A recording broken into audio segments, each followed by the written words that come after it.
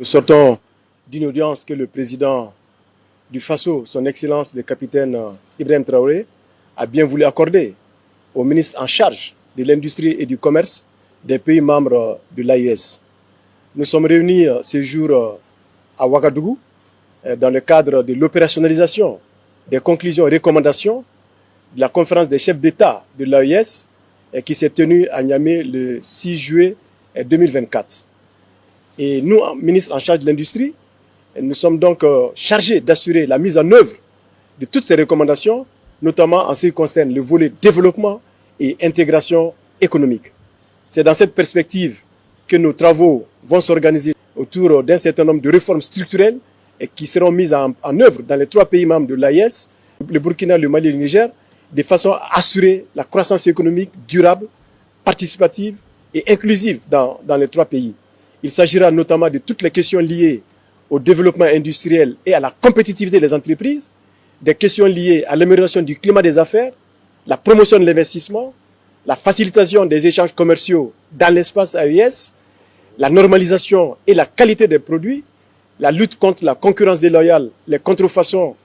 et la délinquance financière dans nos États, mais également toutes les questions liées à la centralisation des achats, parce que nous comptons mettre en place une centrale d'achat de façon à assurer l'achat groupé de certains produits stratégiques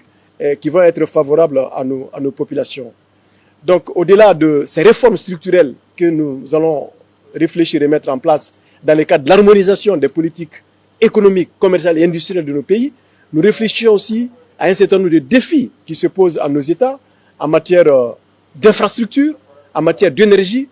en matière aussi de financement et surtout de la digitalisation de tous les process dans nos différentes structures du commerce et de l'industrie. L'objectif ultime est d'assurer la satisfaction des besoins des populations des 3 pays de l'AES, conformément aux orientations définies par son Excellence le capitaine Ibrahim Traoré, président du Faso, chef de l'État, le général d'armée Assimi Goïta, président de la transition du Mali, chef de l'État, et le général d'armée Abdraman Tiani, président du Niger. Je pense que ces orientations-là vont nous permettre de bâtir une politique fondée sur le développement endogène. Autrement dit, la capacité des 3 pays à produire les biens de consommation, les biens de services et des biens d'équipement. La capacité des 3 pays à nous approprier de nos ressources naturelles pour les affecter au financement de nos développements. Et enfin, la capacité de nos pays à réaliser les infrastructures de base qui vont être de nature à soutenir le développement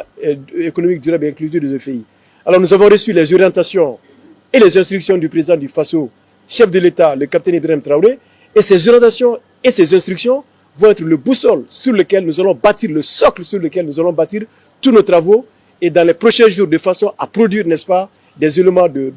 réflexion et de recommandations pour assurer la mise en œuvre de toutes les questions liées aux réformes qui vont de nature à assurer le développement économique de nos pays et de l'intégration économique. Je voudrais, au nom de mes collègues ministres de l'Industrie et du Commerce du Burkina et du Niger, adresser nos sincères remerciements et présenter notre profonde gratitude à son Excellence le capitaine Ibrahim Traoré, président du Faso, pour nous avoir accordé cette audience-là et confirmer aussi que nous avons reçu avec beaucoup de plaisir ces instructions et ces orientations.